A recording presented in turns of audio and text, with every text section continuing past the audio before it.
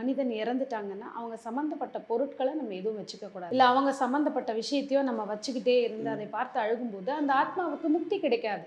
அது இந்த இடத்தையே சுற்றி சுற்றி வரும். இன்னும் சில பேர் பார்த்தீங்கன்னா இறந்தவங்களை வீட்டுக்குள்ளேயே புதைச்சி வச்சிருப்பாங்க. அதாவது நீங்க இந்த பொருளை கொண்டு போயிட்டதுனால ஆத்மா வெளியே போயிருமா?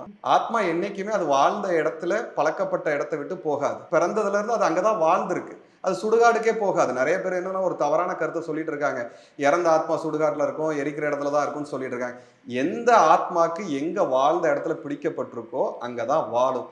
அந்த இடம் அதை விட்டு போகணும்னா அது மீண்டும் ஒரு பிறவி எடுக்கிற வரைக்கும் அது இதுல தான் சொல்லிட்டு இருக்கும். அது நீங்க எந்த பொருளை கொண்டு போய் போட்டுட்டதுனால அது வராது அப்படிங்கிறதெல்லாம் கிடையாது. இதெல்லாம் மனிதனுடைய மூளையே கற்பனை பண்ணிக்கிறது. ஓ, அந்த பொருள் இருந்தா அவருடைய வாசனை இங்க இருக்கும். ஆத்மா வாழ்ந்த இடத்துல தான் கண்டிப்பா வாழும்.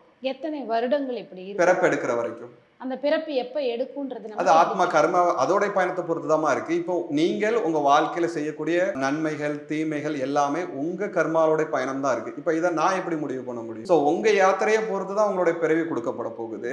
அதற்காக நீங்க காத்திருக்க வேண்டியது இருக்கலாம், இல்லைன்னா உடனடியாக பிறக்கலாம். இது உங்களுடைய பயணத்தை பொறுத்து தான் இருக்கு.